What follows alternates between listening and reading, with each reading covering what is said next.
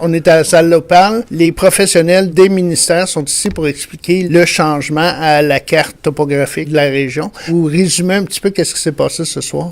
D'abord, on vient d'adopter une révision du schéma d'aménagement, la MRC. Le ministère a exigé, en fait, pour l'adoption éventuelle de notre schéma, qu'on inclue dans notre schéma d'aménagement la cartographie qu'ils nous ont envoyée, qui est une cartographie des zones potentielles à mouvement de terrain. Ce que c'est, en fait, en fonction du degré de la pente. Vous savez, quand notre maison est sur un terrain, sur le bord d'un cours d'eau, il y a un degré de pente, il y a une hauteur, et tout ça, ça fait que notre maison en haut est plus ou moins à risque un jour qu'une partie du terrain s'affaisse, puis que, soit qu'on perde notre maison, ou si on a une maison en bas, puis qu'on vient manger un peu le pied de la pente, mais c'est possible encore là qu'il y ait une coulée, puis que le matériel se retrouve sur notre maison. Ils ont expliqué d'ailleurs aussi que cette cartographie-là, elle n'est pas nouvelle, elle existe depuis 1987 à la MRC. C'est juste une nouvelle cartographie qu'ils ont faite.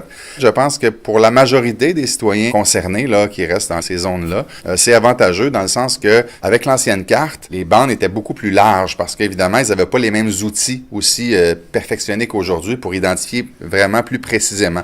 Fait qu'aujourd'hui, avec la nouvelle carte, il y a beaucoup de zones qui étaient considérées comme zones à risque de mouvement de terrain qui ne le sont plus aujourd'hui.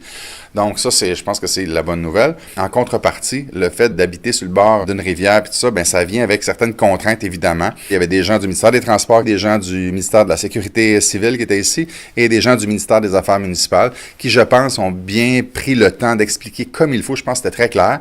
Puis il y a une longue période de questions. Là, les gens ont pu, je pense qu'il y a une dizaine ou une quinzaine de personnes qui ont pu venir poser des questions. Et je pense que les gens, en grande majorité, devraient partir d'ici un peu plus rassurés que quand ils sont arrivés. Je pense que le message principal là, qui était à livrer aujourd'hui, c'est de dire, si vous habitez près d'un cours d'eau et qu'il y a une pente le moindrement abrupte là, en arrière de chez vous qui mène vers le cours d'eau, avant de faire quelques travaux que ce soit derrière chez vous, allez à la municipalité.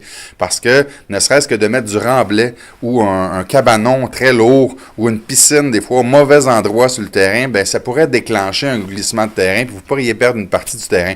Donc, je pense que le message principal, là, c'est d'abord, la cartographie est probablement plus limitée qu'elle l'était avant. Ça, c'est la première des choses. Et donc, il n'y a rien qui a changé. Là, hein. Il n'y a personne qui a été creusé des fossés en arrière de chez vous. Là. Il ne s'est rien passé d'autre dans la nuit. Là. On est toujours à la même place. La seule chose, c'est que c'est identifié. C'est probablement mieux identifié que ce l'était. Et le message principal, allez à votre municipalité avant de faire quelques travaux que ce soit, si vous savez que vous êtes dans une zone susceptible de déclencher là, un glissement de terrain. Voilà.